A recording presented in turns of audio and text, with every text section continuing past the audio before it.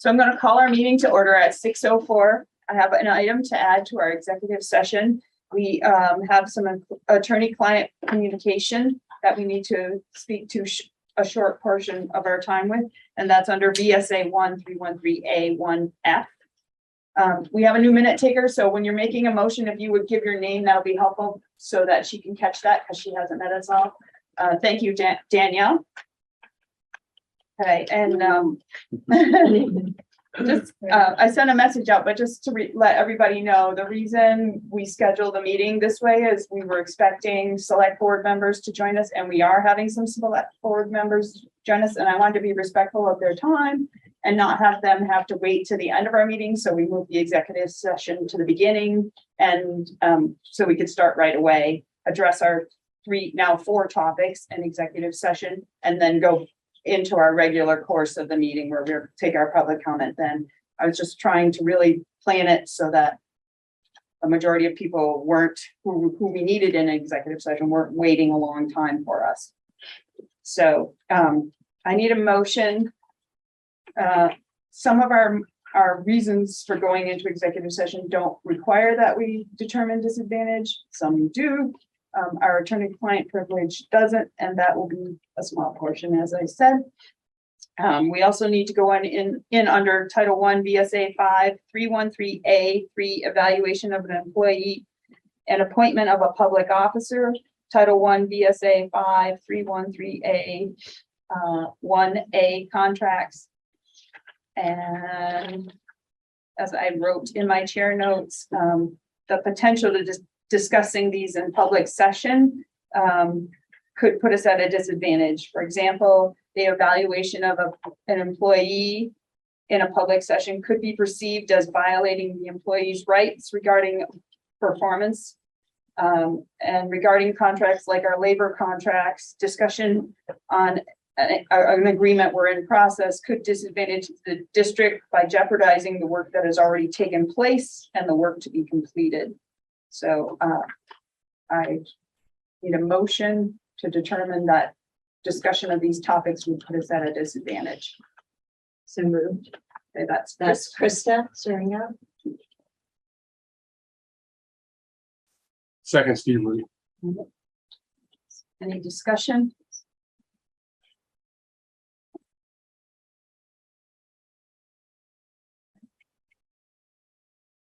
Given that the board has decided that this, We need a vote. yeah, given that the board has decided that speaking about these topics in public session would put us at a disadvantage, all those in favor of determining disadvantage, please say aye. Aye. Any opposed? Any abstentions? Having found that would be disadvantage, I need a motion to go into executive session. We're going to schedule the people to join us. So I need a motion to go into executive session under the VSA that I cited. And I first we need to invite in Dina. So we'll invite Dina in at 6 with Patrick. And then at 6:15, we need to invite Kristen Toy and Karen McCarthy from Starksboro. And at 6:45, Mrs. LaRose, Mr. Walk, Devin Wendell, and Shannon Warden. So moved. Krista. Good stuff. All right.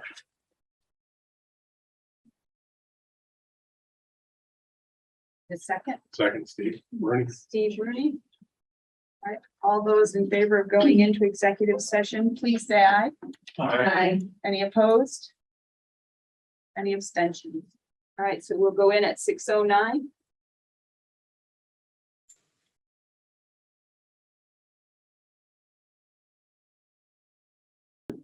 So the board has a statement to make. So upon review, the MAUSD board supports the actions taken by the administration. The athletic activities department practices were implemented with integrity. They relied on appropriate evidence to make their decision. The board thanks Mrs. LaRose for her service and wishes her well on her future endeavors. And then we're going to, sorry, I have to get logged back in. Public comment. Yes, it is. Nancy, if you would just announce yourself, we have a new minute taker who doesn't know everybody's name, so if you just announce yourself. I'm Nancy Cornell from Starksboro, and I just wanted to say a few things in relation to the work you're going to be doing later related to the new transportation study. I just have some questions about that study, and I sent them ahead to Patrick last week in the hopes that he might have time to research those. I don't know if he did, but I just wanted to share my questions with the board. So I've looked at version 1 from November 2021 and now version 2. Version 1, I'm sure you know, models one way of looking at it, that is with high school in Bristol and middle school in Virgins. And version 2 has two models, one high school in Bristol and middle school in Virgins, and the other high school in Virgins and middle school in Bristol. So, and here are my questions. I'm asking these questions because I think they're questions that the public, our community members will want to know the answers to. So here's what they are. What would be the additional for all three models, the version 1 model and the two models in version 2 of the study? What would be the additional cost to MAUSD towns, and what would be the additional cost to Addison Northwest towns over the current costs for transportation right now? So it would be good to know what those current costs for transportation now are. For those three options that are modeled for both MAUSD and Addison Northwest, what would be the changes compared to the schedules now to start and end times for both middle school and high school? What percent of MAUSD and Addison Northwest students 7 through 12 currently have bus rides over 45 minutes one way? And for each of the three options that are modeled, what percent of MAUSD and Addison Northwest 7 through 12 students would have bus rides over 45 minutes? The next question is, what percent of MAUSD and Addison Northwest 6th graders currently have bus rides over 45 minutes one way? And for each of the three options modeled, what percent of kids in each district, what percent of the 6th graders would have bus rides over 45 minutes? For each of those three options modeled, what are the shuttle bus wait times and travel times? And do the three options modeled include that time, the wait time and shuttle time for the kids? And finally, families in MAUSD and Addison Northwest, I'm sure, will want to know how the proposed transportation changes would affect their own kids. And so we're curious about how and when families might be able to get the information presented in a clear and readable way, so that they can obtain maps of the bus routes that are modeled and see in which routes, make sure that the routes are clearly labeled by street and numbered according to the bus route charts, so that they can see which routes are pertain to their own families. There is one other question that I mentioned to Patrick this morning in an email that I know people have been asking, and I think they may be asked at the Merger Study Committee meeting, and that is, in these models, are the elementary routes completely separate from the middle and high school routes? And I know that there has been some concern, if they are completely separate, to have no sort of older kids there to monitor younger kids at bus stops, especially for families who work and need to leave early before the buses arrive in the morning. So those are my questions, and I don't know if you've had a chance to research them, Patrick, but I'm hoping that we can get answers to them soon, if not tonight. I've gathered some of the information the raw information to answer some of those, but they're not prepared for answers tonight. Do you know when we might be able to get them? I don't. Right, thank you, Nancy. Nancy, I have a message for you. from Brad. He said, please check your text messages. I got it. Okay, thank you.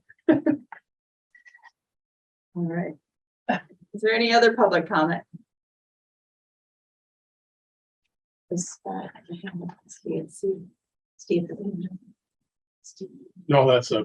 cursor. Oh, that's that's a a cursor. That's a cursor. Okay. All right. Okay, so we'll move on to the consent agenda. Is there a motion to approve the consent agenda? So moved, Krista. Okay, is there a second? Yes. Sarah. Sarah? All those in favor of approving the consent agenda, please say aye. Aye. Any opposed? Any abstentions? Okay. All right, so we're gonna move down to executive limitations monitoring. A1 and A2. We have an action item to approve the monitoring report for 2.5 emergency superintendent succession. So So, moved, Krista. Second, Steve Rooney. Right, any discussion?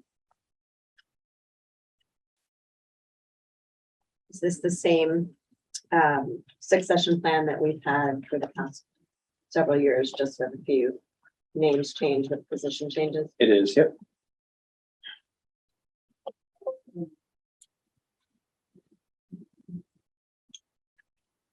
Any other questions?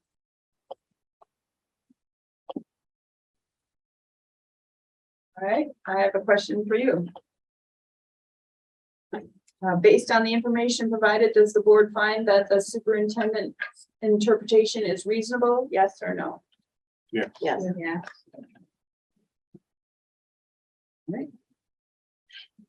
Based on the information provided, does the board find that the data demonstrates accomplishment of this interpretation? Yes or no? Yes. Yes. All right, so no further questions. All those in favor of approving the monitoring report for 2.5 emergency superintendent succession, please say aye. Aye. Any opposed? Any abstentions? All right. Good. The financial report that was included in your packet. Are there any questions regarding the financial report? Yeah, so just go. We're looking at you, Steve.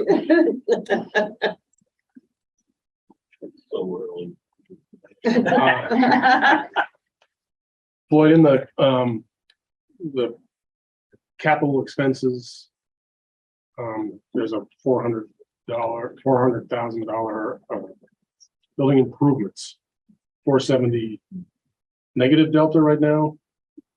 Is that just an accounting thing based upon what side of the calendar year it fell on? Yep. That's what I was thinking.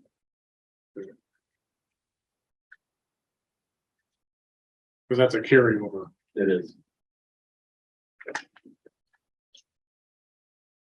That's it, Don. All right, anyone else?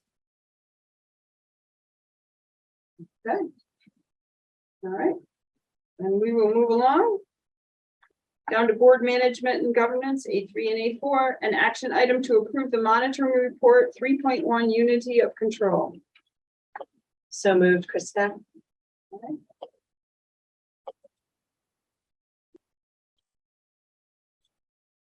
Second, Steve Rooney. They're sleeping over there. It's the heat. Okay. Any discussion?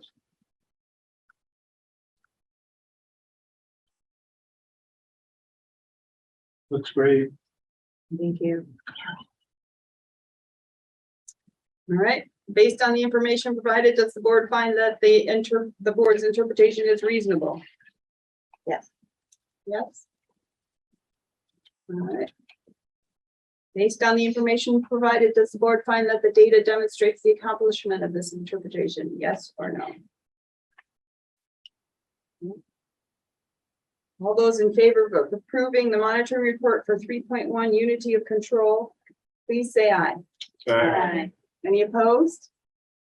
Any abstentions? All right. Okay. Now, the big exciting news of the evening is to appoint a member to one of our 3 vacant seats. I move to appoint Kristen Toy to represent Starksboro. Board. All right. Second, Sarah. Sarah LaPearl, Danielle. Any discussion? Thank you for stepping. Thank you. All right, all those in favor of appointing Kristen Toy as the new, or to fill the Starksboro vacancy, please say aye. All right, Any opposed, any abstention? All right. So Kristen, tomorrow you'll get some direction. Okay. I believe it'll probably come from Patrick or myself about the next steps and what you need to do and. Perfect. Okay, Great. Thank you. thank I you. mean, have to go in better to the table before the conversation, but I can't vote yet. You're welcome to sit with us at the table. No, but as you can't vote, but you can Right. certainly sit and. So please have a seat. Excellent. Thank you. All right. Update from the merger study committee. So we're gonna turn this over to the merger study Okay, committee we'll reps talk to and that, and. We have been Can meeting. you handle things? Come with the stuff out. Sure. We have met as last week in here. We've been kind of just trying to figure out how to deal with communication in a way that informs the public and through a variety of medium, what we've been up to and what the vote is on. I'd say that's kind of where we're at. We have forms of communication that are going to be happening. We have 2 sessions that are more of a Q&A that are set up for the 18th and the 19th, one in Mount 8, I think in Bristol at Holly Hall, I'm guessing. I'm not sure. We're not sure where. And one is in Virgins. You can go to whatever one you wanted to, but I think that's a couple of the main things we've done. There'll be different kinds of, I don't know if outreach is the right word, but at least ways of learning. And do you have anything to add to Yeah, that, so, Kevin? we're meeting again tomorrow. We are.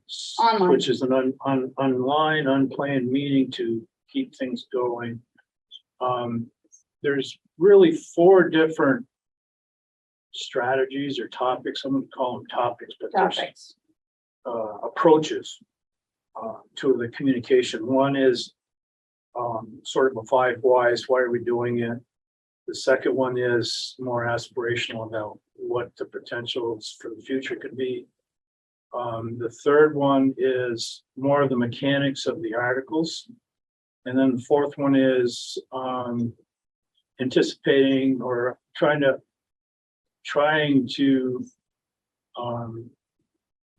align with maybe some misconceptions. There's always different opinions or different perspectives, if you will. So there's in each one of those 4 topics has a group working on it, and then depending on the topic, it will lend itself to what sort of outreach it might take as far as communication on an ongoing basis through the month of October.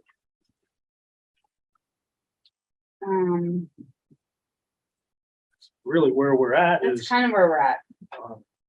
just getting the word out and making sure people know the process. It is Why we're here. It is a little bit different for people that want ballots mailed to them. The state will mail all of the ballots except for local government ballots, which will have to be requested specifically. So there is a concern that people might not think about that if they are getting a mailed in ballot and voting ahead of time. But it will amount to a 2-step process to vote ahead. And that's from the state. It's driven by the state. So every local ballot issue is kind of undergoing the same problem scenario of it being on 2 different ballots, in 2 different timelines. So the options for folks for the for the local vote on this merger decision are to request a ballot from your town clerk if you want to vote ahead of time, or show up at the polls on the voting day, right? Correct.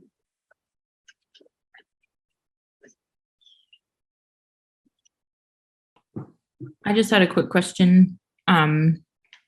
Wondering if those meetings you were talking about are going to be warned somewhere, or like where people would find that information. 18th and the 19th. Ahead of, is that the ones you're referring to? Yeah. Yes, they're like a Q&A type of thing. So I think our merger study committee would probably be. I don't know the answer, but I would anticipate they would be a warned meeting. Yeah. They would need to be warned because there'll be a quorum as expected, I think, at each of those. Right. But it'll be a warning from the merger study committee, not a warning from the MAUSD board or the Addis Northwest board. And that's different than the information session, which is really required by law. This is more to, I don't know, help answer the questions. That's the. More informed.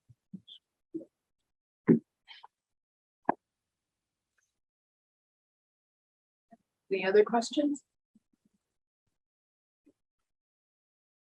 You'll probably start to see things, so. Go with that. Reader.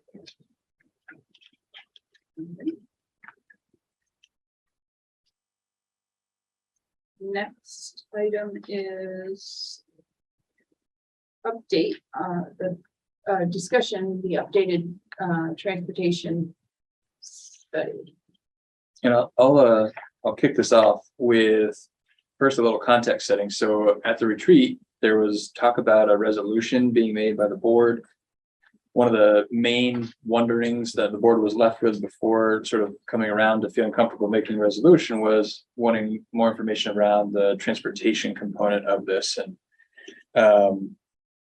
that prompted me to reach out to the consultant that we've been working with to try and get a little bit more detail, if we can, about how transportation could work in this scenario. There was some concern raised about, wanting to understand, because it's unclear yet how the secondary schools will be organized, to run both a scenario where Mount Abe is the high school and Virginia is middle, and then vice versa, where Virginia is the high school and Mount Abe is the middle. So I wanted to try and have him incorporate some thinking around that. And I think where we find ourselves sometimes with the topic of transportation is we're caught somewhere between proof of concept and ironing out all the details that could be ironed out around what transportation will look like. The reality is the decision about all of the details is for a board that doesn't exist yet. So from my perspective, the point we're at now is, do we have enough information to reasonably feel like transportation isn't going to be a barrier to this, or what would the barriers be? What's the added cost going to be? Is there a feasibility to how this works? Pinning down exact routes right now and holding that is probably premature. And so what you see here is an updated transportation study. This was shared with the merger study committee with very little notice. I think it came out that day and we said, here it is. And that prompted some questions. I've since re-engaged with the transportation consultant saying, here's some of the questions. So there's more work happening still to drill down to this, to try and get more supporting detail for this sort of proof of concept. The really super high level summary is our transportation consultant has very high confidence that was somewhere in the neighborhood of 45 or 46 buses, ride times, getting all the students, elementary school students, middle school students, high school students to their location with 60-minute or under ride times, with a handful of exceptions. There are maybe 5 to 7 routes, at least in the work done so far, where ride times would be 60 to 65 minutes. So they'd be 5 minutes or less above that 60-minute target that we're trying to strive for. And in that modeling, so that's better than the ride times we currently have. We have some rides in our routes that are in the 80-minute realm from those far corners. So this is better than what we're doing now. The additional cost, ballparking it, again, to stay really high level, is about $1 million. That's combined both districts. So as we're thinking about projected savings, that added cost for transportation comes off of that. Still leaves savings on the end. Exactly how much, again, is determined by a series of thousands of decisions, but comes off of the several million anticipated from this. In addition to some of the curricular programmatic benefits that we've been talking about all along. So that's the super high level. There's some detail there. You can see the estimates of the actual ride times route by route. Lots of that subject to change. There's a pretty conservative estimate in here about the percent of students that would be actually riding the bus. I don't know exactly what our percent ridership is now, but if you've ever seen a bus drive by on their way to school or on their way home, it's not very high. Unfortunately, it's more driven by who's riding than how many are riding. Right. So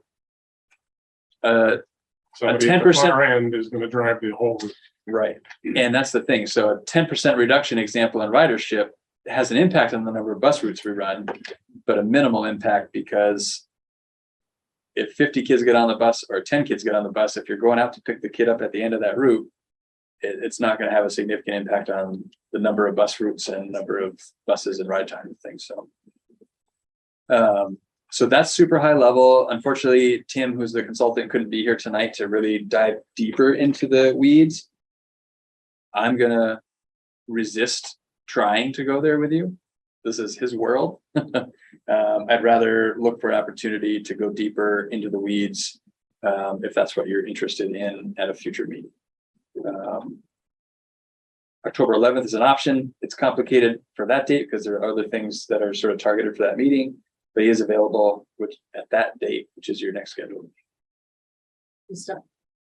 Yeah, could you just say again like if you had to guess what you think our ridership is now, percentage wise, what is that versus what his estimates are based on?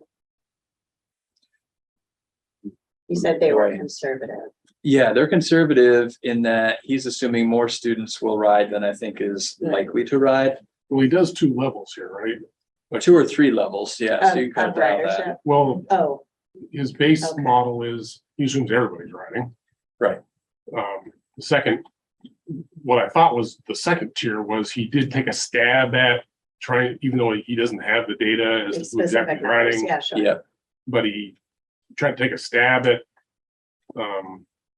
okay, we think from historical data around the state, we think it might be this kind of a Yeah. ridership. Okay, part of the other thing that he's recognizing, and part of why there's hesitation to go much lower in the ridership, is because if rides are cut from 80 minutes to 60 minutes, there may be people that are interested in riding the bus now that are now. So there are some factors that may actually increase the percent of ridership. Or you're going to the other school, which is further away. So Right. your access is. If you live in Ferrisburg and your student's going to Mount Abe for middle school and you work in Shelburne, I might not drive them to Mount Abe before you go to work in Shelburne from your place in Ferrisburg. Whereas now maybe you'll scoot them down to Virgins and then go up. So those are some of the factors that he's concerned that might increase ridership, and we need to be prepared for that. yeah, and something else I was thinking about that flips the way I look at this is if you're a student who needs a bus with a lift. Right. You know, right now, I have a student who needs a bus with a lift to get to Hannaford. And right now, they ride that bus by themselves while everybody else goes on the bigger bus to the same place. I know there are other students at Mount Abe who ride a lift bus by themselves as well. So another way that I think about this is, what if we have more students using the same system and the same fleet of buses? Could we do in terms of equalizing the ride experience beyond just times, but also what access do we have to buses with lifts so that they don't have to ride by themselves? Yep. So I guess I just caution us to get too in the weeds around something we can't anticipate yet, and also to not forget about the opportunities that could be afforded if we have more kids using the same system than we currently do, because there are negatives to spreading out the number of buses we have across a really small system. With this, is this assuming that we still work with Betcha, or would we start like owning our own buses like some other districts do? This is sort of neutral on that, really. But this is how many buses you're going to need.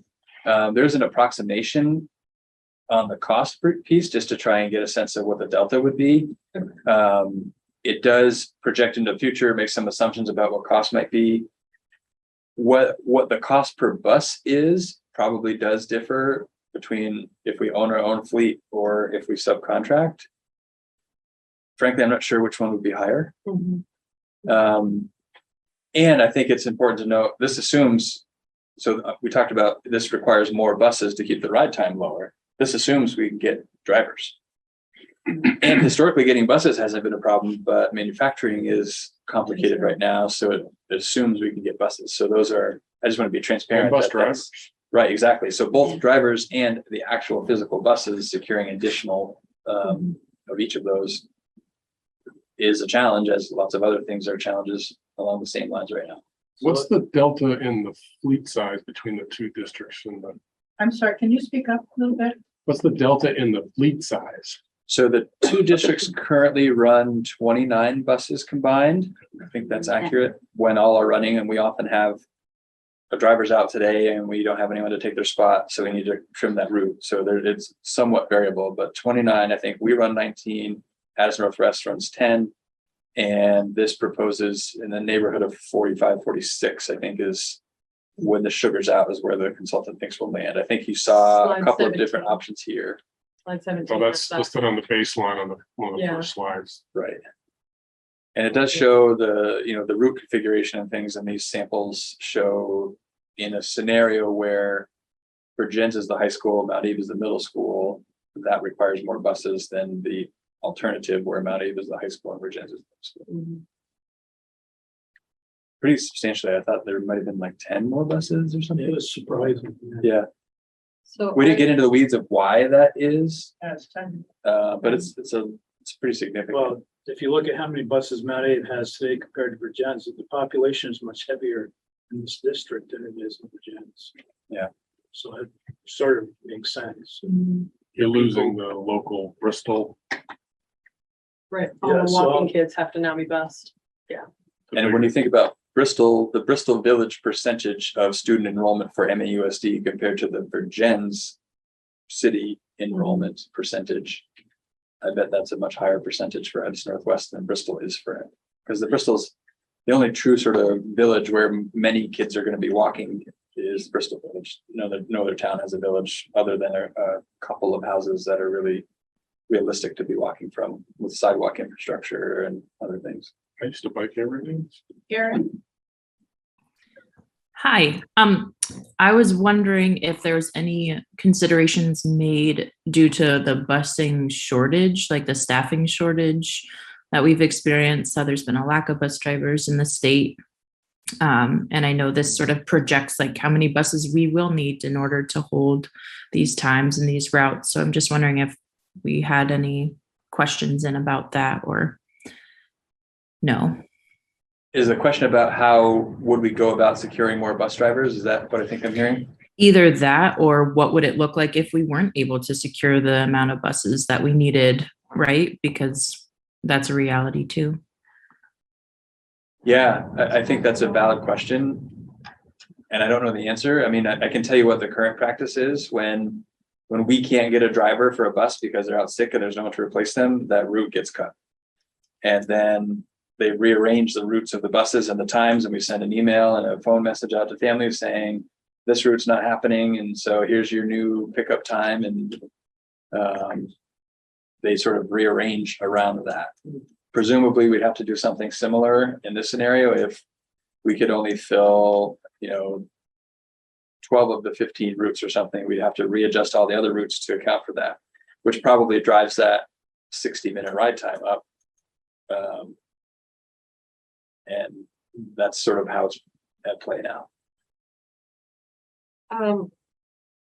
Nancy had talked about, one of her questions was oriented around kind of like decoupling from the elementary schools, Mhm. but I wasn't really seeing that in here. It just doesn't talk about elementary school riders. Yeah, so So that's is some that of the back planned? and forth. We've talked Okay. about that, Tim and I, and really specifically the concern about the older kids at home, if there are older kids at home, helping the younger kids catch the bus in the morning. In particular, in the morning, I think the afternoon's a different story because a lot of older kids are in athletics or activities or something anyway. So the morning is the place where there's probably some consistent older child at home kind of support.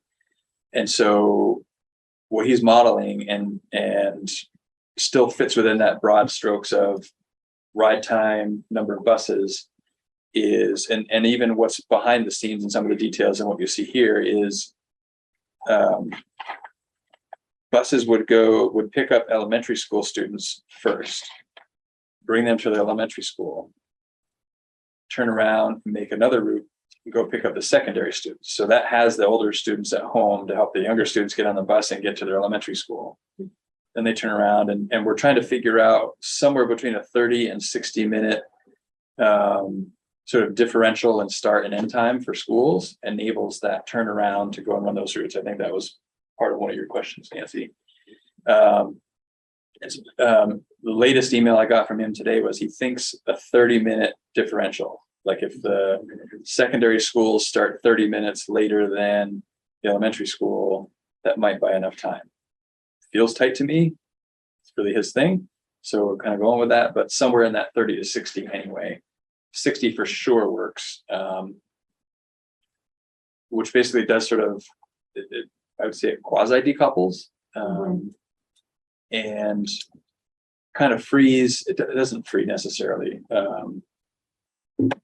It could potentially though allow the secondary school, which currently has a significantly shorter day than the elementary schools, to have a similar length of day to the elementary school, which would be a big change. Exactly what the start and end times are, another group would make those decisions, but the differential, I think, is the important piece here, 30 to 60 minutes. I know this is one of those in the weeds thing, but I'm just gonna say it more like a statement. I always wonder about the equity of activities and accessibility. And there are parents who work second shift or who both work and cannot get their kid to Mount Abe. Like I think on Saturday, we made 4 trips for 2 kids to Mount Abe. And luckily we could do that, but not everybody can. So that might allow elementary school kids in the afternoon to participate in something and then ride the bus home with an older student if it's going the same route or something. So I really would encourage when we get down to that weedy part to think about accessibility and equity of access to after school activities for all ages. We do have a history of an activities bus or buses, maybe there's been more than one. My recollection, I haven't had a conversation about this in recent years, but a number of years ago, I had a conversation about whatever happened with that. And the ridership actually was really low. I think that's, so the decision was made that And wasn't as a need at the time, but maybe it. Yeah, and I guess my challenge to that part, and I don't want to get too off topic, is that if it's not available year round, this is only available during athletics, then my student who works at Shaw's who needs a ride home can't do that because I can't do that only during football season or only during basketball season. So when there's those gaps, it creates that inequity. So that, I guess I would just challenge that. Is that something that is too cost prohibitive, or is it something that creates more equity and more opportunities outside of our building for all students within our communities? So just thinking about all those kind of moving parts. Yep.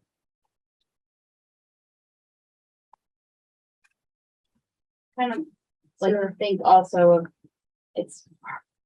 I guess this is something that is doable, I think is the point of it, and but is still one of those like problems to solve that could be solved creatively and it may be expensively. But with it isn't a barrier. I'd like to look at it as an opportunity to make to look at things differently. one of the opportunities could be, as a bigger organization with more buses, we're more attractive to other bus companies who might want to put a bid on things. Right now, we have basically one game in town.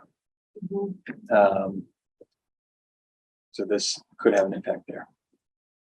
One other question I have, this goes back to the elementary school routes. We're gonna be talking about elementary school routes in the resolution coming up. It's highlighted in yellow. Just wanted to Yeah. clarify if that's true. Elementary school routes would not change from today. Or line. So routes Largely would have to unaffected. change. Frankly, they may not change necessarily a whole lot, because we'd have to look at it town by town to see how many different numbers of buses are going to be running than current, because that's what would change the routes. So the routes may change. And a student may experience a longer ride time than they have now, depending on the route change. But the length of time, whether you look at it in terms of an average or the longest route, will not increase. If anything, it will probably decrease, because there are going to be more buses running out, and they necessarily have to trim that time down, because that turnaround time from dropping the elementary kids off and going back and picking up the secondary kids, that's where the difference in the start times between secondary and elementary come. So I think it was mentioned. Yeah, this is where we're starting to get into the weeds, and I start to lose track of it. But for all intents and purposes, ride times will be the same or less. The kid who currently has the longest ride time may end up with the shortest ride time in the route change, or vice versa, depending on how they pick it up. But overall, if anything, it would be an improvement if something's different. That might be a point to stress in the study. It's not really quite expressed that way. Right. Yeah. I think it's nice because when you're thinking of middle school and high school routes, you don't, if we're separating it from the elementary school, you don't have to stick to, oh, this is a Moncton kid, this is a Bristol kid.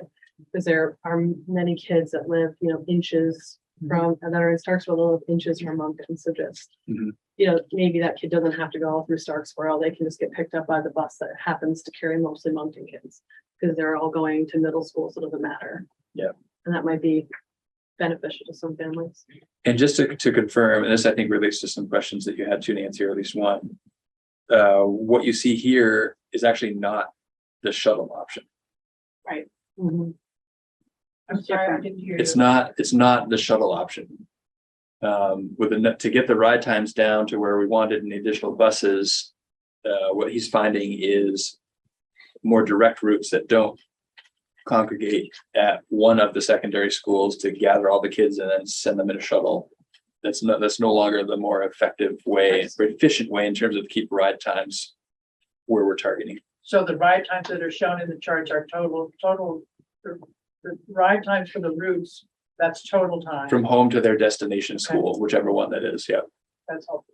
I think that's very helpful for Moncton and Starksville families, because if we have middle school in Virgins, and we have friends who live 15 seconds away from Ferrisburg, they really don't want to ride to Bristol and then back over. Yeah. So I think that message should really be pushed out, that we're not really, that this is flexible and it's not focused on just the shuttle time. Right. So I'm assuming there's a lot of Starksboro kids who are like, really, we're gonna have to full on Right. ride. This is home to your, so if we use the extremes, right, it's Starksboro to Virgins.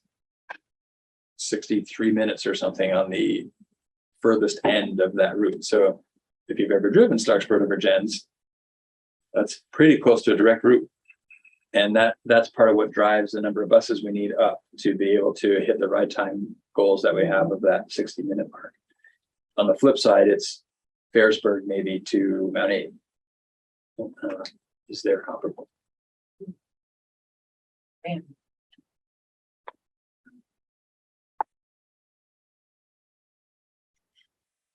so again, conceptually, the message here is great deal of confidence from the consultant that this is doable and achievable with the ride times that we talked about.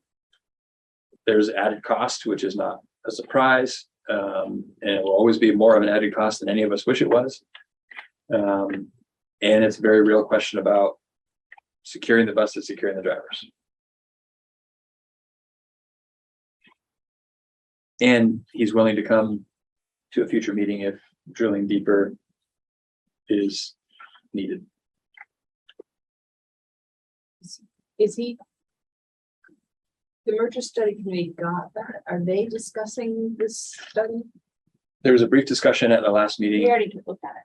and I've been in communication with Tracy, the consultant for the merger study committee, about a meeting for Tim to come and talk details.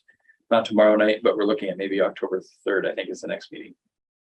And Tim's available that night. So if the merger study committee is interested, he can be there to drill down. I wonder if it might be wise for us to sit in and listen to that meeting and hear the presentation and hear the Yep. questions there, rather than try and stuff it into our meeting. Not a bad And those are recorded, so if you can't attend live, you Right. could always view after. And the same with the Virgins. I wonder if it might be useful to have them listening in as well, rather than us each trying to go through all this solo.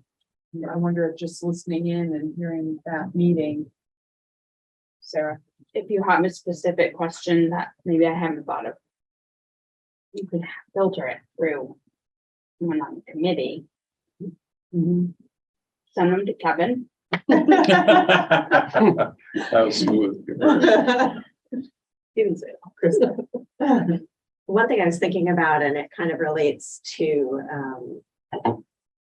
our next agenda item and our conversation about the merger overall. You know, and I think the transportation study for me sort of represents an example, and I think Sarah sort of said this, it's a problem to solve. And I think it is tricky to imagine solving that problem within the context of a bigger system.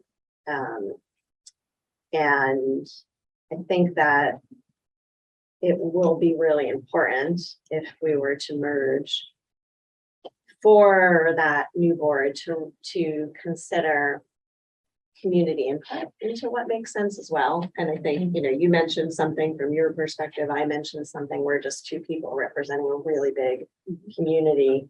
And I think consultants have a level of expertise and experience, but there's also the wisdom of the folks who are going to use the system. That's really, really important. And I think, so transportation is one example of where I think for this to really work well, it's going to have to be a larger governance structure that keeps in mind all those points where connecting with community is so key. And I think for me as a board member, at the end of the day, it's sort of, well,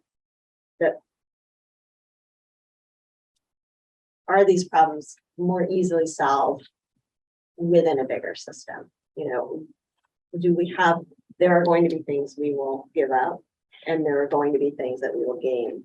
And do the benefits outweigh those? And then how do we mitigate the costs?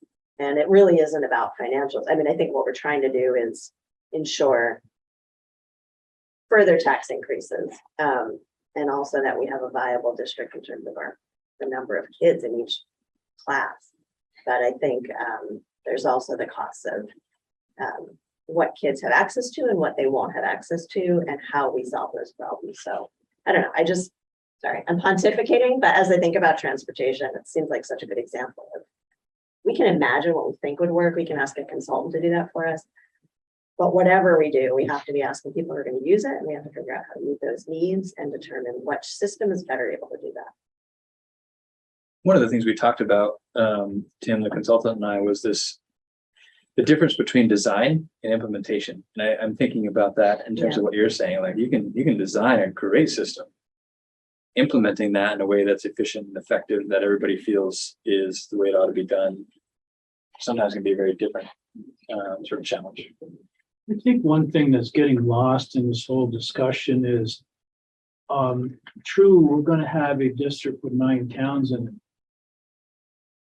But a third of those districts are going to be smaller, or a third of those towns that are in the Addison Northwest District are smaller than every single town in Mount A. Are So, we getting into the next topic here? or- no, I mean, I I'm trying kind to of go went off there, on, sorry. I'm trying to, Are we done with busing? okay. Should we wait? That's all I have for. Well, I mean, busing, really. we can continue this discussion, but I think it's in the next, Right. agenda item, that's all. Good process check, Steve. Well, it is 9 o'clock. That's good. So that's all I had for information. I think the question sort of on the floor was, does this board want to have Tim come and go deep into the weeds, or does this board want to pay attention to that opportunity that the merger study committee might take? That's not even planned right now, but it's in the works. I like the idea of the merger study committee, because I also think that the Virgin side of this might have some questions that we haven't thought of. I think it's better to think of it as that big of a group. Yeah, I would say if the merger study session doesn't happen, then we might want to talk more.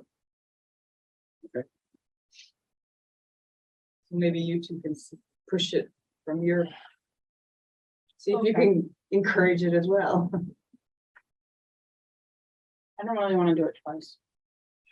Yeah, it's true. Imagine doing it 7 times. If something is gonna happen with him too, it'd be really good to let the community know. Right. So they can hear it straight from the horse's mouth. Yeah. Exactly. So,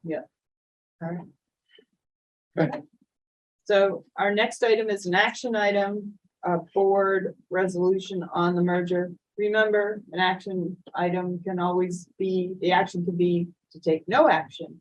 So moved, Krista. So you'd like to, all right. For a second, A second, Bailey. Haley? All right, discussion. You have a Kevin. example now, Kevin.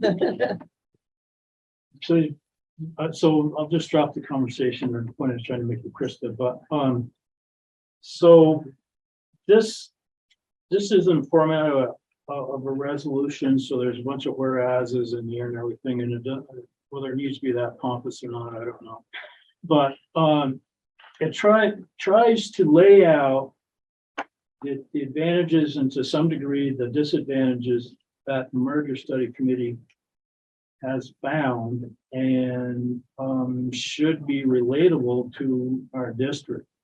You know, the first paragraph talks about declining enrollment, which is an ongoing topic, and then the associated loss of programming. Second paragraph talks about consolidation of central offices, which either office is sized to handle twice as many students as it does today. The third paragraph talks about the intent of the merger is to address issues at the middle and high school level. And that second elementary schools really are not going to be significantly changed. They will probably change. As student enrollment changes at elementary schools. The big elephant in the room is how a closure is handled. The Mount A articles of agreement in place today as a town vote. The Addison Northwest articles of agreement that are in force today, that is a board decision, and I'm not even sure if it's a super majority, if it's a super majority.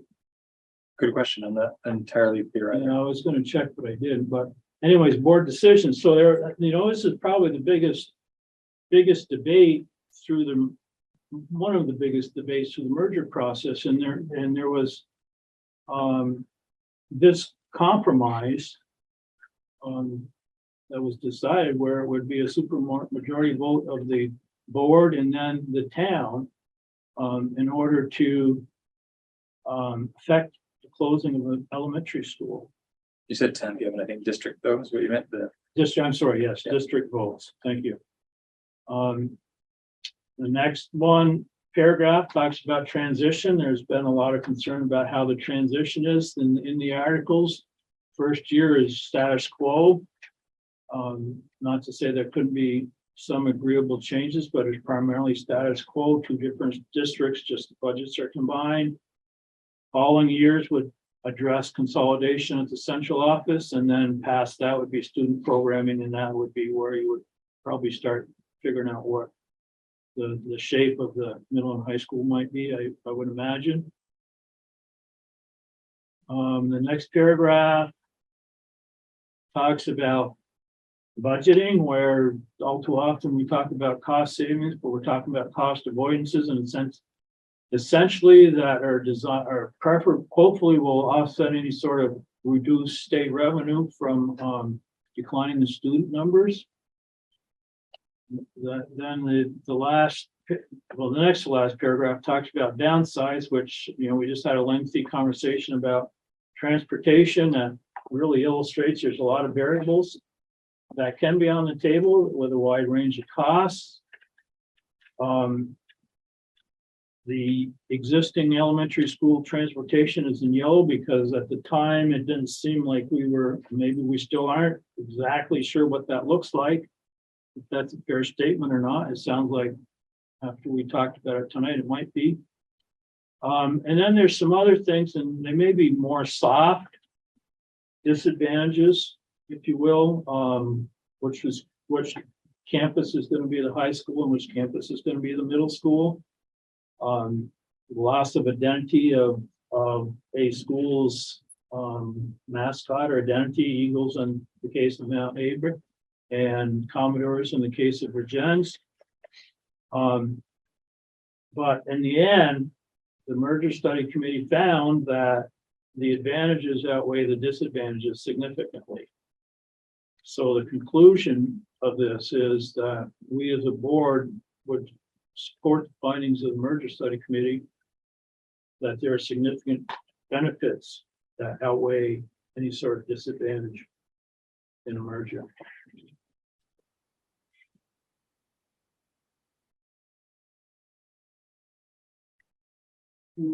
Discussion.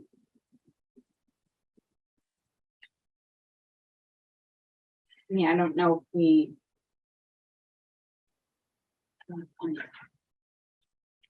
I like all the content of it. If we want to do less is more and cut it down, have that option.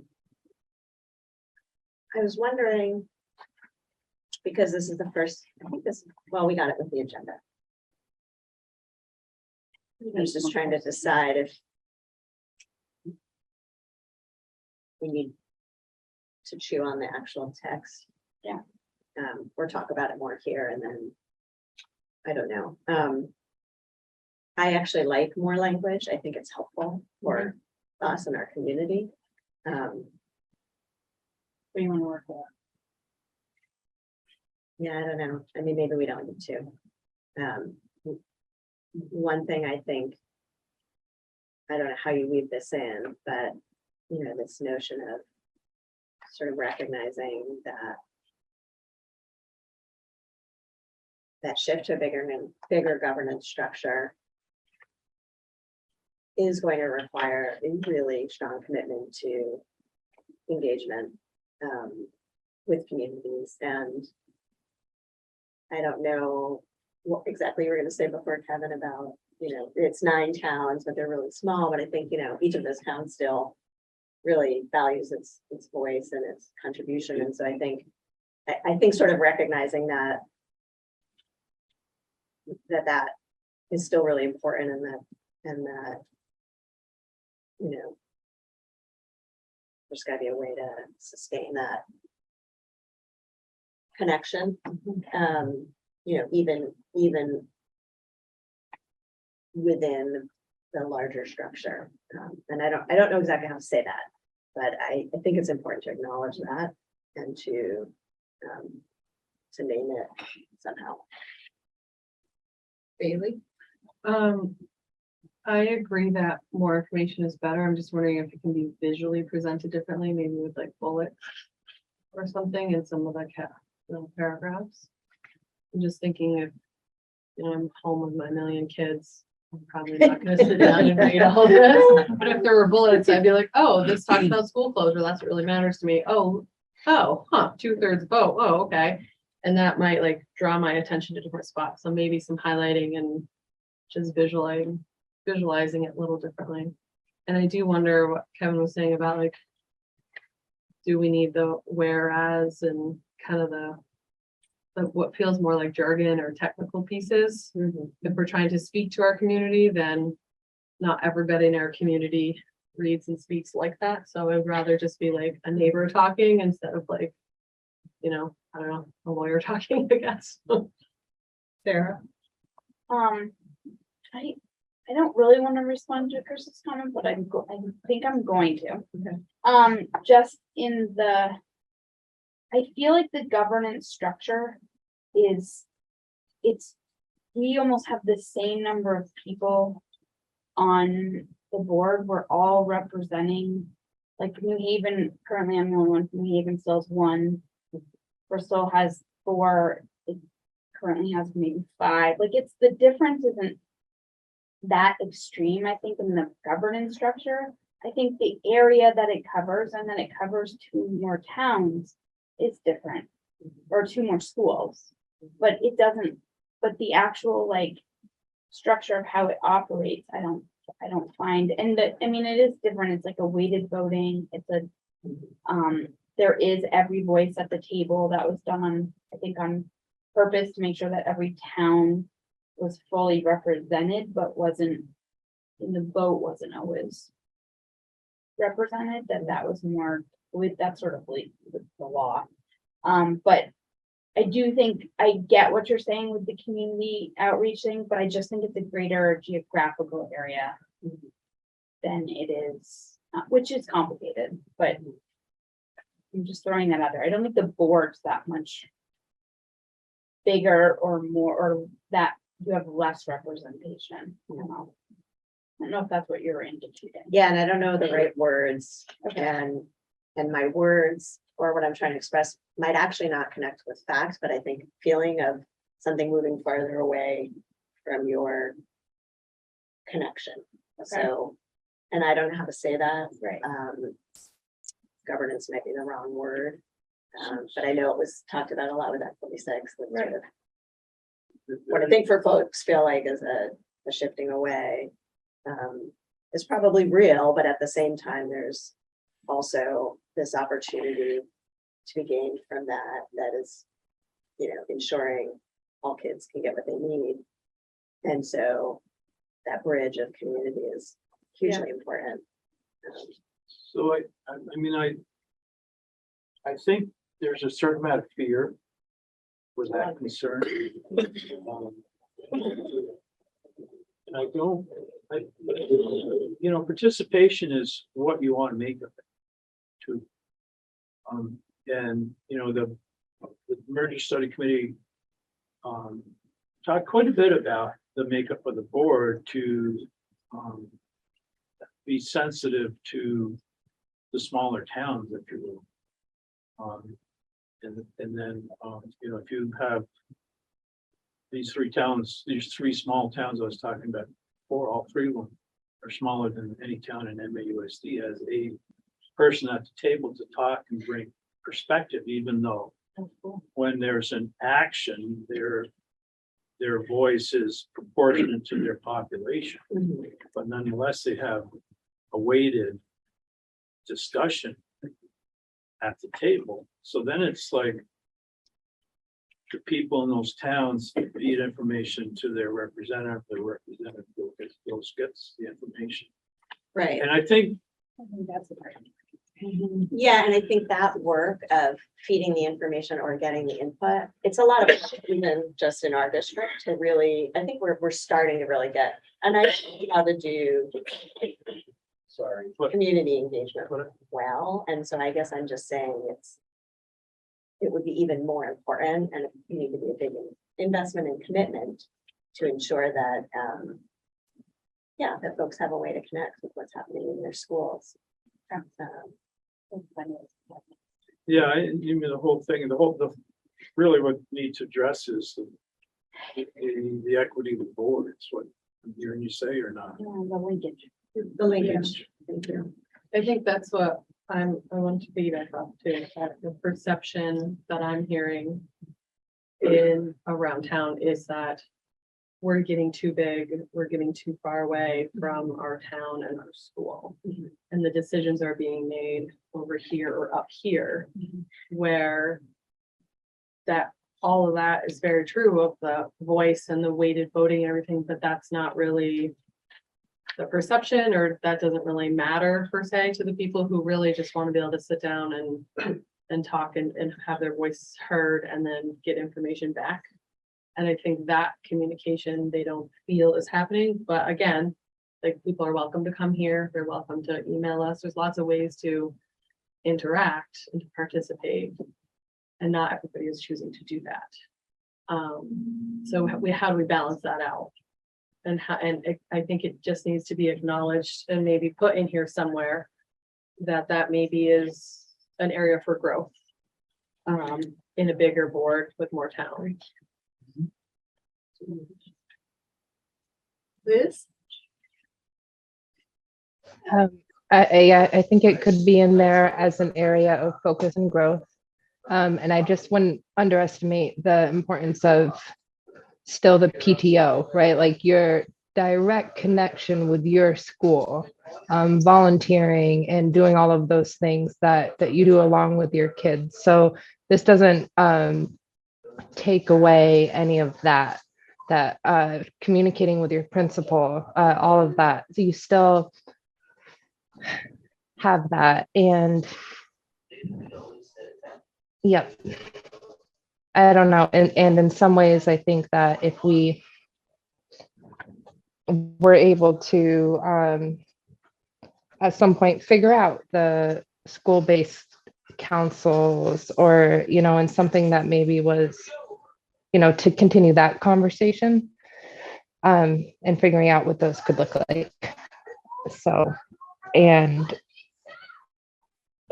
sometimes I think it's not so much the board, right? It's as much as it's just wanting directly with your own school specifically.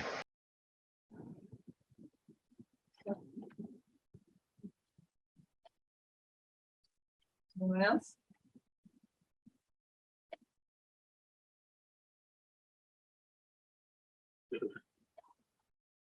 What if I like came up with a sentence or two Right. and shared it? With everybody, but no reply all. And we can put it on. I don't know, I mean, it would be helpful to you guys if we did this soon, right? Oh, So I don't definitely. wanna- I mean, sooner the better, but if we're meeting on the 11th, maybe. So in something that Keith and I wrote, not to interrupt, we talk about the challenges, and one of our challenges we also phrase as in the opportunities for financial and educational improvements are really only possible if the board and the communities effectively work together. And so I think we had thought of that actually in our, that kind of sentence. But I agree that it was on one of our challenges when we were writing that down. I'm trying to think if that's linking it, the linkage to it.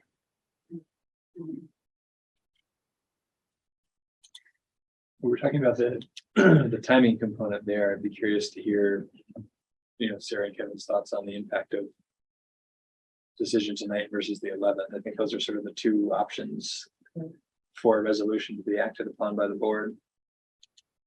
And this is on the committee.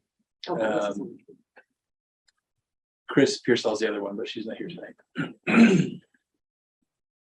Well, I would think sooner is better, but I can see there's enough conversation to modify this that it's not gonna get modified tonight. Unless we do something very high level and just acknowledge that we are in support. of the merger study committee and leave it at that, follow it up with some detail or something potentially. Because if we decide on the 11th, we're what, 2 weeks out, maybe 3 weeks out from the actual vote. So do board members want to see it again? Do you want to take action tonight? My thoughts are, one, Brad can't participate. I believe he would want to. And for myself, I'm not sure changing the wording of this is going to change the way I vote. I'm probably going to vote that I'm not in favor. Mainly because of the town vote. I think this board voiced its support for a town vote when we were asked to earlier this year, mainly because of our pressure from our communities. And I'll be frank, I thought with a majority vote on the merger study committee, that right would be carried on in this agreement. And I completely understand the negotiation that happened and the middle ground that folks have come to. But I think that that's obviously enough of a deal breaker that 2 of the 5 towns in our district decided they didn't want to participate anymore. And that outweighs almost any other consideration here for me. And I see that the 6th grade is coming down as a point of contention here pretty soon. That's been sort of singled out here as something that the board can handle down the road, and that's going to have a big impact on the elementary schools. Also, just sort of the way that the whole thing came about, where really the articles seemed to be the focus for a lot of the meetings, and then it was sort of a justification of how we came to all these articles that maybe the information that came out at the end does justify what's proposed here, and frankly, I saw a lot of these benefits even at the beginning, and was a fan of a lot of the reasons why this is being proposed. But the impacts of not letting the towns have the final say on a closure has been really, I don't think it's been given enough weight. And so I think folks have the right and should be given the ability to vote on this. There's been a lot of work put into it. There are a lot of good reasons financially and programmatically to merge. But I think that could have been done giving the towns more control over final say about what happens with their schools down the road. So for that reason, I'm not going to be in favor of this. And I think Brad, I'm not going to speak for him, but I think he would want to participate in this.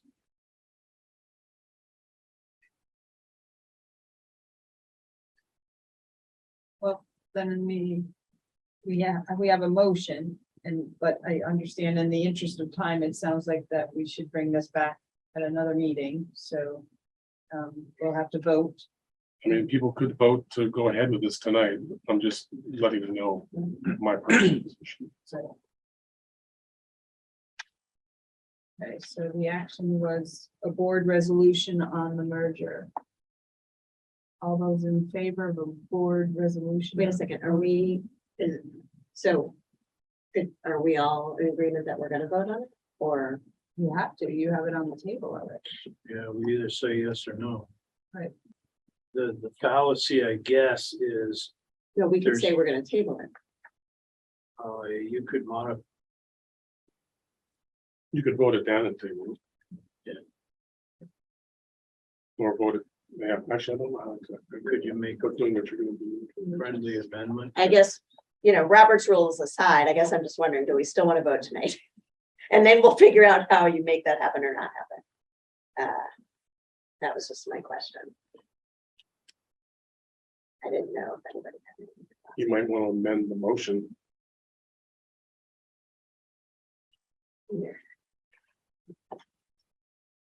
You might be able to do a straw poll with the vote tonight question. Just do Okay, that's. thumbs on vote tonight. We're missing Chris and we're missing Brad. And we have three and empty then seats. We have all those empty seats and technically Right, she can't vote yet, so, yeah, okay. So So just a non-binding show of thumbs. Are you in favor of voting this resolution on a resolution tonight? this one or A? This one is what we have. All right. I'm seeing, yep, that isn't going anywhere. So maybe I can, So- we can play around with the language and. Right, but we have to, we're gonna have to vote it. I mean, we're gonna have to vote it down because of the Robert's rules that it's on the table, so.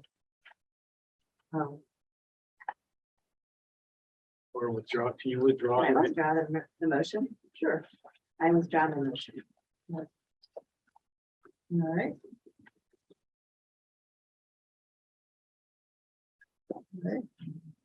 Right, is there any other action you'd like to take on that? Make a motion to table it, All right, Kevin? table the action.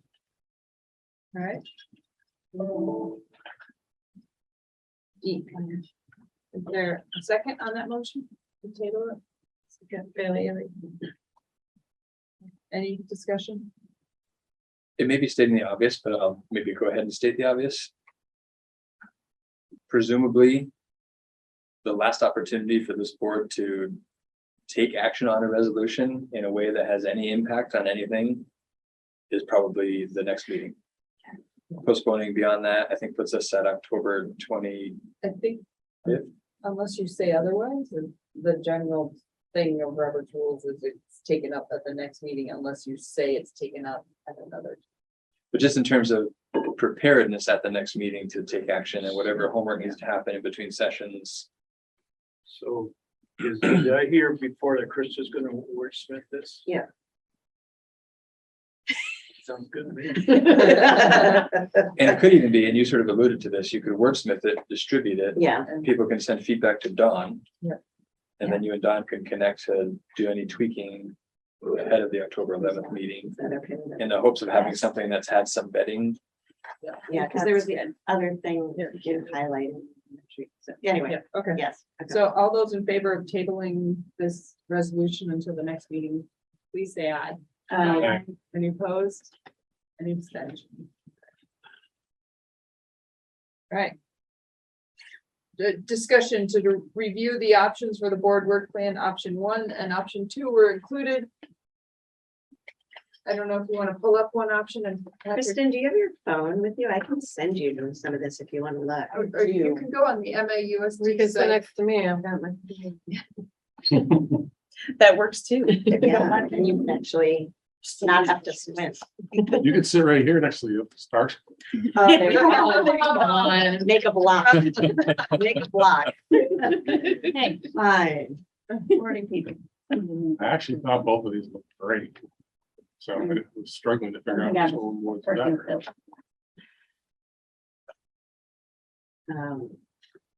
Might be easier. Yeah, You were you're right here. Okay, Except so that up. Patrick, you'll tell us which is which, right? So option 1, I can remember. I'm voting now already. option 1 is essentially taking the same format that we have now.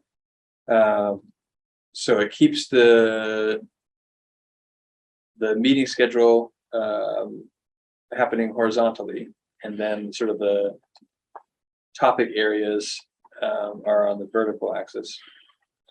And it adds in the informational meetings as well as the business meetings and shows those alternating.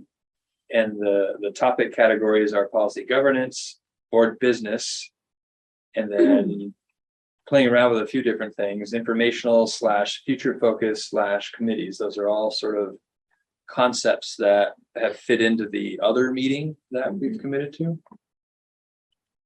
And there's plenty of room to add more. There are some items that we've somewhere between discussed and decided on having in some of those informational sessions. So I plugged those in where we knew that. And then really option 2 is the same information configured a little differently with the meeting schedule now on the vertical axis and the topics happening on the horizontal. The topics are different. They're structured more after our agenda format than option 1 is. And that's, I guess, the key difference. So the meetings go that way and the topics go that way. So much easier. How do you like feel, option Sarah? two? I love How do you option feel, two. Sarah?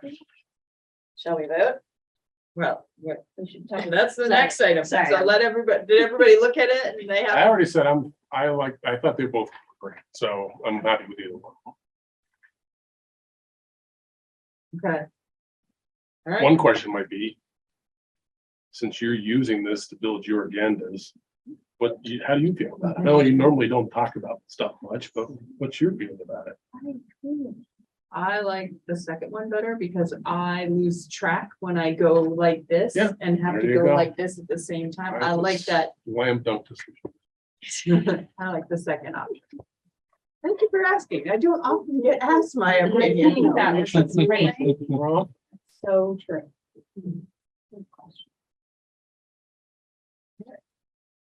I make a motion, we adopt the second.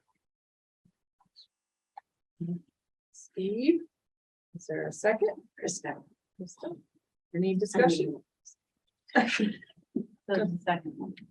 All right. Patrick, all- you sure you don't want to work up a new version? I'm sure I don't want to work with a new version. Where my mind was going was, you're all continuing to prove how efficient we get post 9 o'clock. I know. No, this is dangerous. Start teaching you He wants to start like it.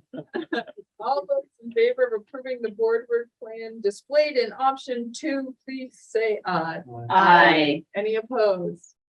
Any abstentions? All right. We're also just proving we could just beat something to do. Is there any? Yeah. We are down to public comment, the second public comment. Oh, Is there really? any public comment at this There are time? some public on board.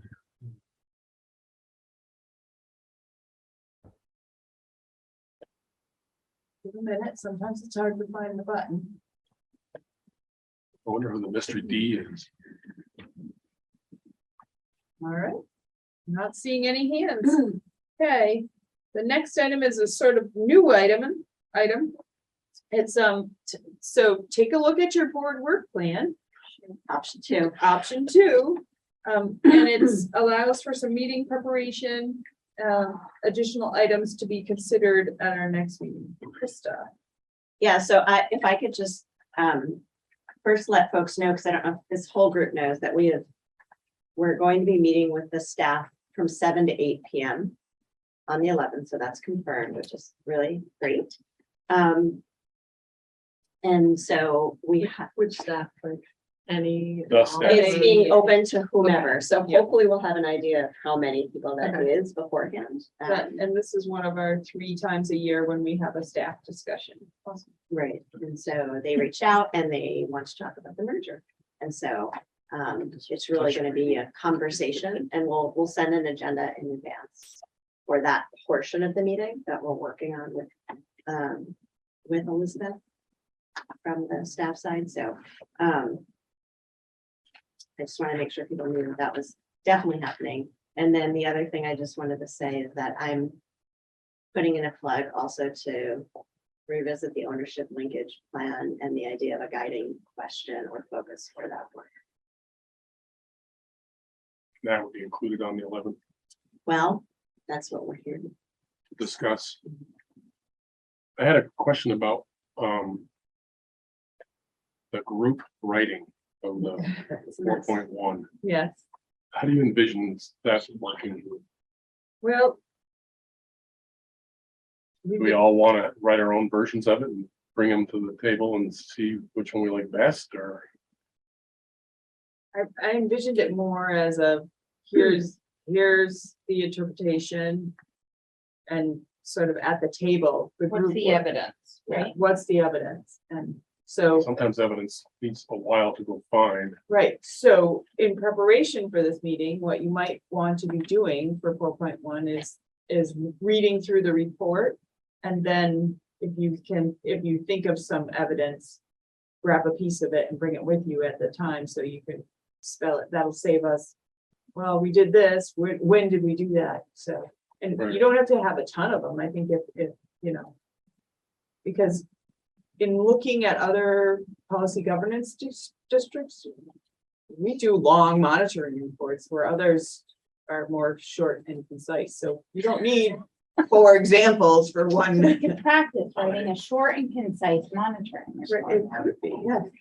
Well, the main issue with the monitoring report is to pick out places for improvement. You know, if you're okay with the way things are going, that's an easy thing to say. It's when you think there's a hiccup. Right. That can be longer to explain and Yes. figure out how you're gonna comply. I go back to the old country, which is scary sometimes. And there was internal audits, external audits. I look at monitoring reports as an audit and, Mhm. you know, if everything's going hunky-dory, you know, you need to document that. And if things aren't, you need to document that. So I think to me, I'm just as bad as the next person, but to me, I think we're kind of light on our audit perspective when we do these reports. I think we do ourselves a disservice to make them shorter. Like, it seems like as we go along, as different situations come up, then we are learning what needs tweaking or more depth. Anyway, I didn't want to draw that out. I just wanted to understand kind of how you want the mechanics of it to work. Right. That's Um, fine. And I can, if we talk about it again and come up with another plan, I can put it in the chair notes so that you can prepare as you read the chair notes, like, hey, we're gonna try this, or, because we did talk about how to do it as a group that one way, but maybe as we get putting the agenda together, we come up with another idea. Well, I think this is the first time we've tried a group right. So It it is. may be that we're just gonna have to dive into it and see what Right. snarl we get into, and that'll inform the next time we do it. Well, Agreed. It helps people that haven't done a lot of these to actually follow the process, and I Yeah, think Good yes, it education could be anyway. very, it's modeling about what we do, and then there's sort of a record of kind of what we went through, and I would have found it helpful if I was writing one for the first time, Yeah, definitely. kind of like an orientation. So Patrick, one question on this other format. There was a very brief parking lot in the other version. Is there I'm something? gonna need a little more on the other. Which Option other, one. okay, other. We're not going back. Option 1, there was a Wait, tab with a couple of items on it. I don't know if that was exhaustive. That adds items to add a future agenda, Yeah, Yes. That column is definitely, Yeah. okay. so that turned into. yeah, but is that list? Oh, the items that were on there, we can't lose those. Oh, I see what you're saying, right, the other There were some tab, populated items already. Oh, There's yeah, nothing right. here now. Maybe And we I could- don't still know. have another tab. Yeah, I think that And that tab, maybe that's it. Maybe just throw that tab back into that sheet. add a parking lot tab. Just so in it's- this version that was Just so, adopted. so, sorry. Crystal. So we just talked about pushing the merger resolution vote to the 11th. So we have that. And then we have the staff conversation, which is a solid hour. And then in the informational future focus committees column, not sure why it's in there, but there's also something about debriefing the state board meeting, that might be in board management. which maybe that goes to. Information to the board. Anyway, I'm just And I'm gonna say again, I really like it if we could do the ownership linkage discussion too. I guess that's a lot for the 11th. Yeah. And I'm wondering if folks might consider doing ownership linkage instead of the group writing the monitoring report. I'm selfishly advocating for that. But of course, we all have to decide. But I feel as a community engagement committee that we've lost momentum and steam, and we're just sort of reacting to, to the vote and to what's happening outside of us. But I think it's really important and would be really great to find ways to connect with our community that are less about closing schools and more about what we envision for our future. And we can't do that until we decide what our guiding question or focus is going to be. So see that in November, we're not going to probably have our second meeting because we have an informational meeting around the merger. So then we're in December. So, and So, that's my 2 cents.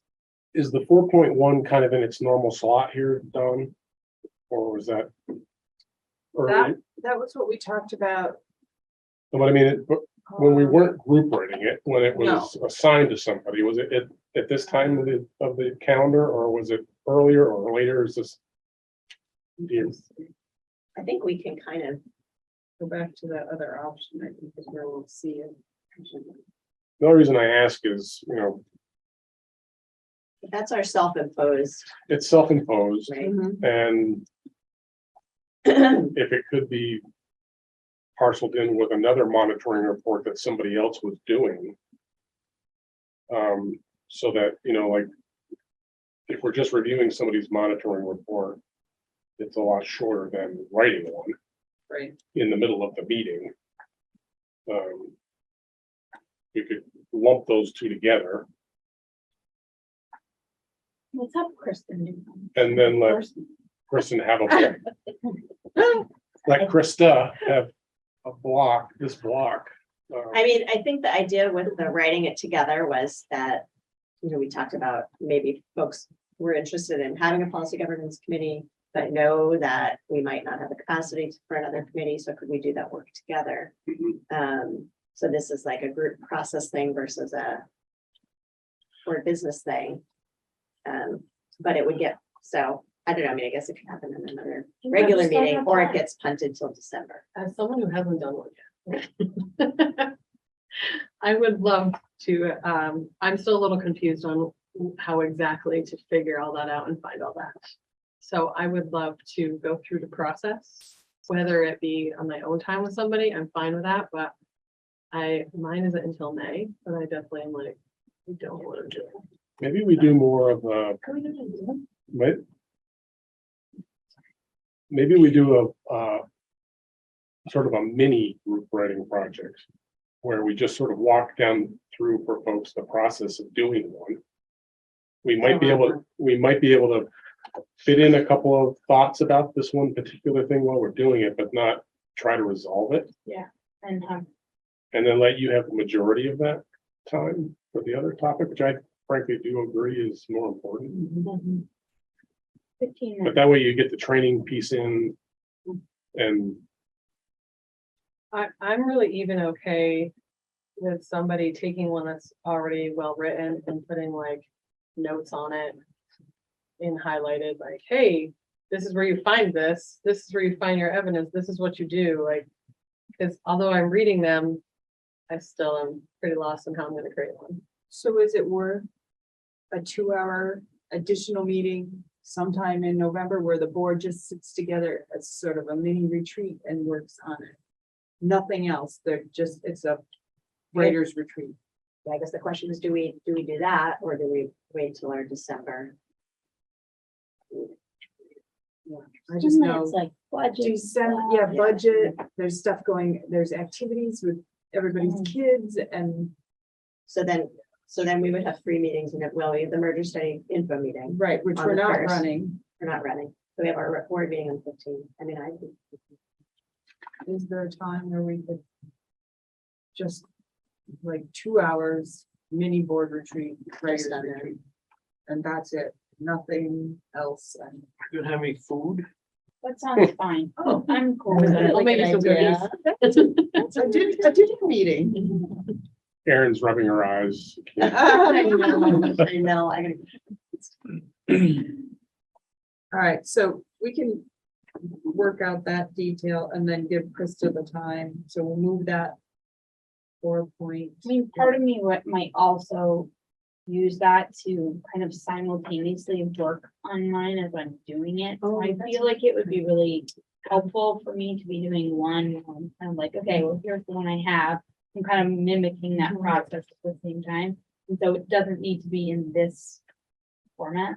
Yeah. Like, or it can be in this format, but not with all the other stuff we have going on. I think it just by itself would be educational. Yeah, and it could be that a Zoom format might work better for that kind of a meeting anyway. Because you can have a couple monitors up and you Mine can are have some food. Yeah. You don't have to travel. Maybe if we're gonna add a meeting, maybe we can solicit a couple of folks to think about the best process for getting ready.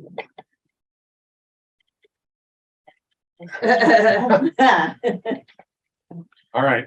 All right, So in Just did it today.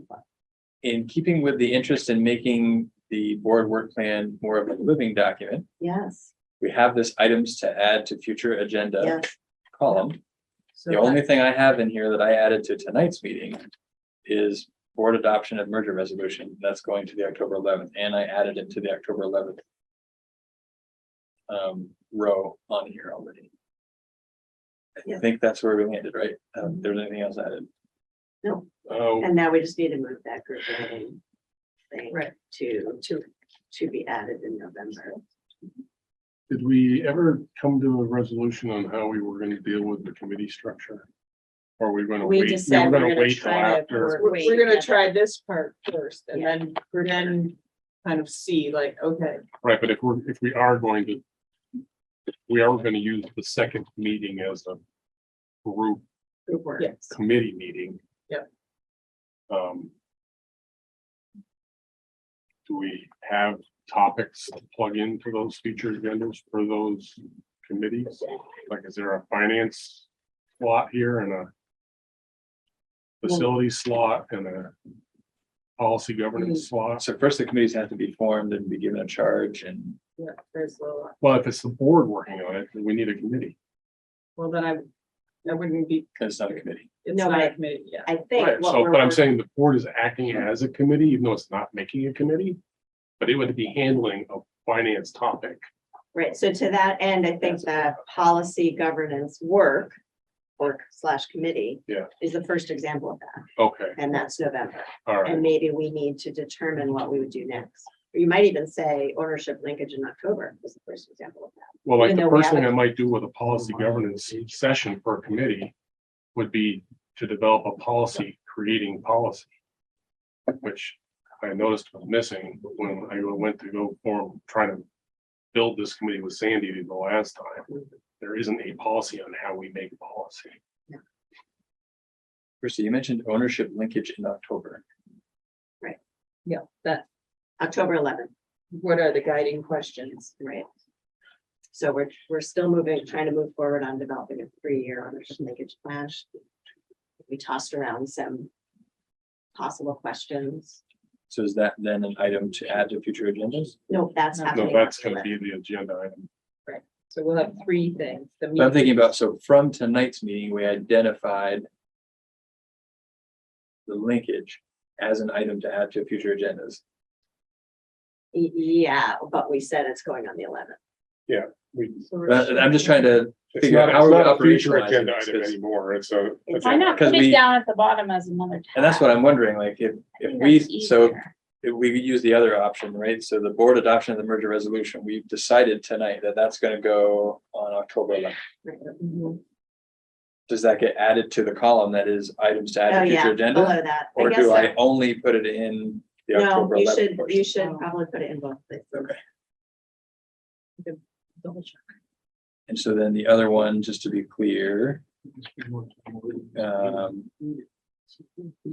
is around ownership linkage, but something specific about generating questions. I mean, it was on September 13th as ownership linkage plan. Okay, I think you can call that. let's recall that again, right?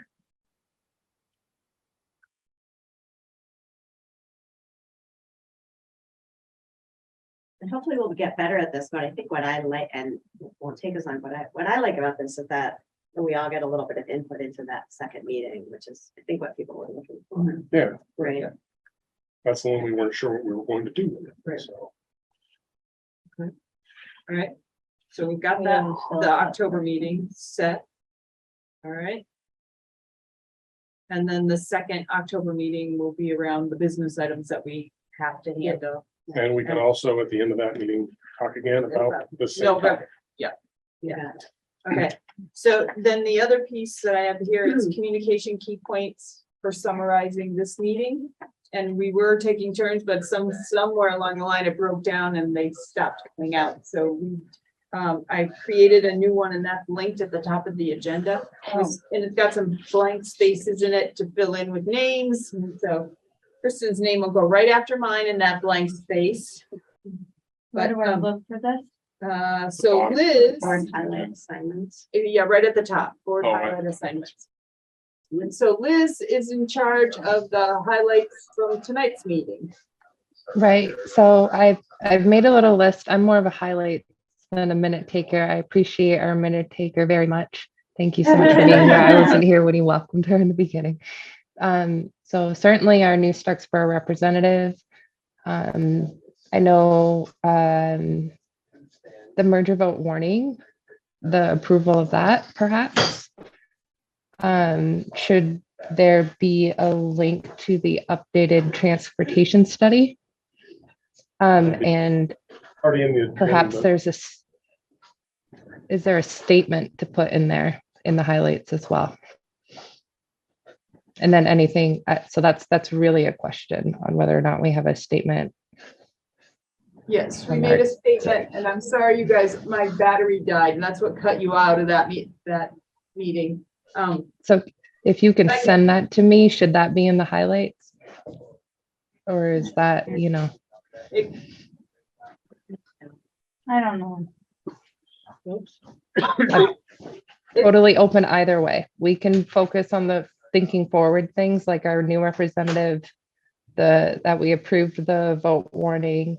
And then how do people feel about the transportation study? And then any other ideas you have, I'll put down. So, I like the idea of linking it in the highlights, because not everybody looks at the minutes as well. I guess it raises an important question about what's the difference between the meeting minutes and the meeting highlights? the meeting Most- minutes capture actions and taken by the board, and the highlights are just things we want to summarize for people, so. And we share the highlights on. We can share. Front Porch Forum, right? Right, front porch forum, Yeah. if we can put it out there. Here's a summary of our, highlights of our last meeting. I think it almost. It might be helpful to actually have a link to minutes. in the Yep. highlights, That's a good idea, link the minutes. Because people might be going, okay, that's great, but how do we get to the minutes? Okay. All right. Okay, all right. Does somebody have the meeting evaluation up? You can run it through us. I'm still working You on it. haven't- I just. Done your oath yet, Kristen? It's still time. Okay. Pretty typical. What is the level of engagement of all board members? Hi. High, very high. But fading. Was the agenda followed? Yes. Yeah. Yes or no? Comments? Well, our comment, we talk a lot more because there are less people here, so. Saying. You want more people, less talking. Well, we're missing board members, Yeah. so some voices are heard maybe more frequently. Does the chair effectively establish the agenda and materials for distribution to the board? Yes or no? Comments? The chair effective in fostering a professional culture regarding fair and open deliberation, full participation of all members, and ensuring the integrity of the board process. Yes or no? Yes. Other feedback for the chair? We will ask for your input. Yeah, Thank you. I do like your care notes every time. Yeah. Thank you. So I do feel that I am listening to you then. Thank you. And just for whoever does the chair monitoring report, this is a good resource. Some of those questions were designed because there was no other way to get information to answer the monitoring report on the board chair's role. So that's, some of those questions were developed so that you could use the survey results as part of evidence. You're the most well-monitored person in the whole room. Every meeting we monitor. What went well with the meeting? Option 2. Yes. Great work plan. What suggestions do you have for ways of improving future meetings? With Philip and disease. Yes.